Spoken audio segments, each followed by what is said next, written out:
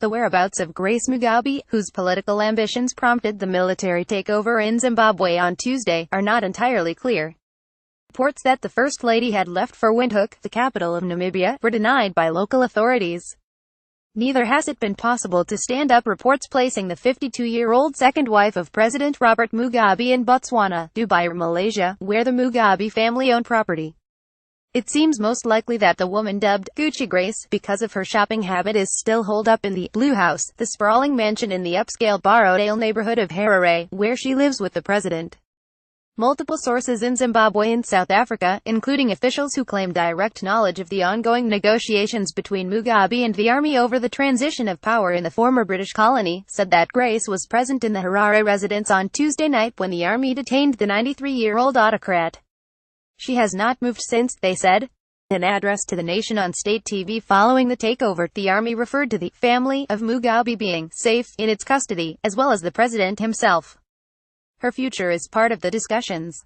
The army won't let her go anywhere until Mugabe has stepped down, said one South Africa-based diplomatic official. Others point out that it would be unlikely that the former typist, who married the president in 1996, would abandon her husband at such a critical time.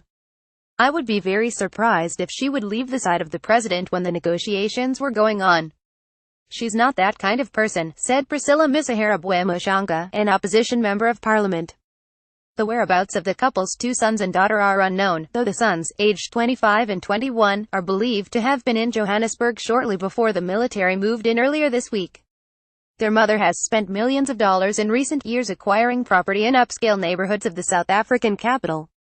However, her alleged assault on a local model this summer in a luxury apartment rented by her sons has led to legal problems that have made the neighboring state less attractive as a bolt hole. Profile: Grace Mugabe is the 52-year-old First Lady of Zimbabwe. Born in South Africa, she married Robert Mugabe, 40 years her senior, in 1996. Initially struggling to emerge from the shadows of the president's popular first wife, Sally, who died in 1992, Mugabe appeared by her husband's side for official functions but rarely got involved in politics herself, focusing publicly on her charity work while gaining a reputation for legendary shopping expeditions. In 2009, a British photographer alleged that she punched him repeatedly in the face when he tried to take a picture of her in Hong Kong.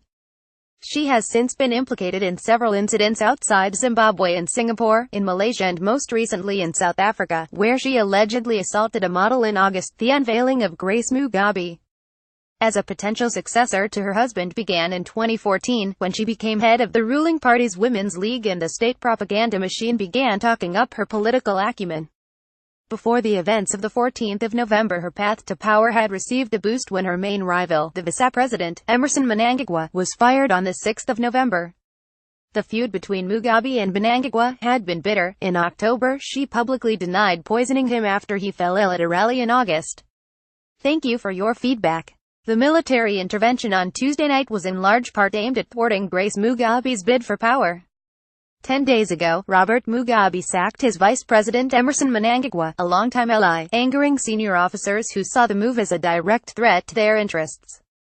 Not only did it put Grace Mugabe in pole position to take over from the aging president, but it was also seen as the first stage of a wider purge of dozens of senior officers and officials.